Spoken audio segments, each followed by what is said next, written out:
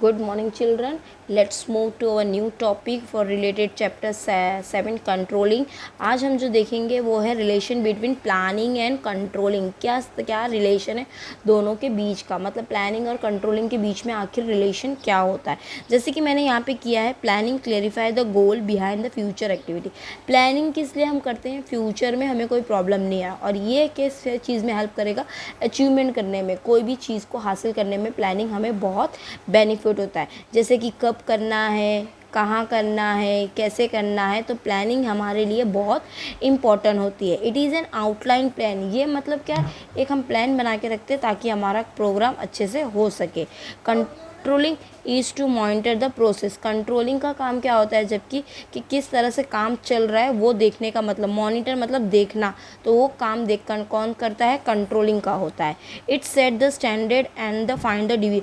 ये एक स्टैंडर्ड मतलब एक रेपुटेशन बनाता है, और साथ ही डिविएशन, अगर कोई प्रॉब्लम्स है तो वो फाइंड आउट करने में मदद करता है. कौन करता है वो मदद, कंट्रोलिंग करता है. Whenever there is a planning, there is a controlling. अगर प्लानिंग है तो कंट्रोलिंग भी पॉसिबल है. And conversely whenever there is a controlling, planning pre exit. और अगर कंट्रोलिंग है तो प्लानिंग भी ऑटोमेटिकली अपने आप आई जाती है, मतलब प्री एग्जिट, पहले से एग्जिट होती है, मतलब पहले से रहती है.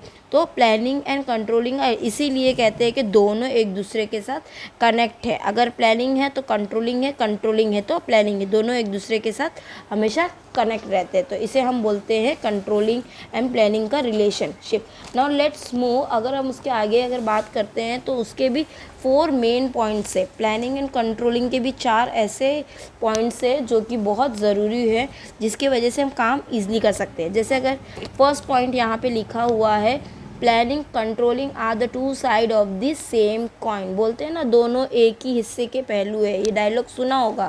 तो उसी तरह यहाँ पे भी 2 साइड्स के ये. तो planning and controlling are 2 very important and independent function. ये दोनों एक मेन बात, इंडिपेंडेंट है, किसी के ऊपर डिपेंड नहीं होते, और इम्पॉर्टेंट फंक्शंस भी है.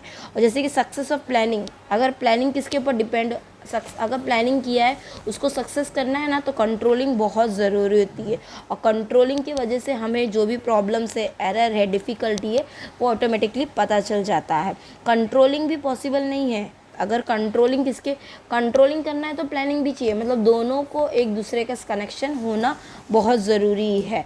तो इसीलिए प्लस प्लानिंग एंड कंट्रोल, इसीलिए हम इसको कहते हैं कि planning are the 2 sides of the same coin. इसीलिए कहते हैं कि planning is nothing without controlling, controlling is nothing without planning. दोनों का होना बहुत ज़रूरी है अगर हम कोई भी चीज़ अचीव कर रहे हैं तो.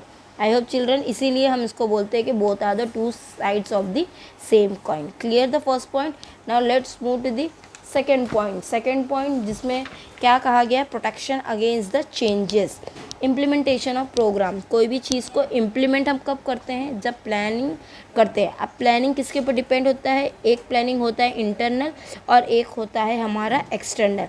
Internal factor can be regulated where as control is needed for external factor.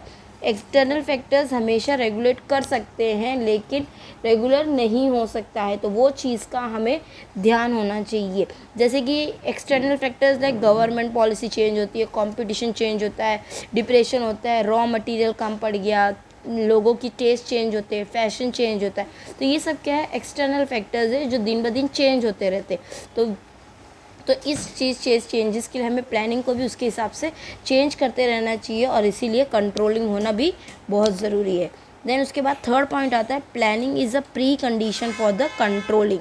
क्या है, planning is a pre condition, मतलब the function of planning is to make a program to achieve. मतलब प्लानिंग हम क्यों करते हैं, ताकि हमारा जो भी प्रोग्राम है वो सक्सेस हो सके. तो कंट्रोलिंग का मतलब क्या होता है, कि इट इज़ कंट्रोलिंग का मतलब क्या था, कि वो देखता है कि प्लान बराबर से चल रहा है कि नहीं चल रहा है. अगर नहीं चल रहा है तो वो उसको किस तरह से करेगा, क्योंकि कंट्रोलिंग प्लानिंग की वजह से स्टैंडर्ड बढ़ेगा तो एक प्रेस्टीज बढ़ेगी, और उसके वजह से अगर कोई प्रॉब्लम आ रही है, कंट्रोल का काम क्या है, वो चेक करता है कि बराबर है कि नहीं। अगर कोई प्रॉब्लम आ रही है तो वो उसको on the spot correct action लेके हम काम कर सकते हैं। इसलिए प्लानिंग, हम कहते हैं कि planning is a pre condition for controlling.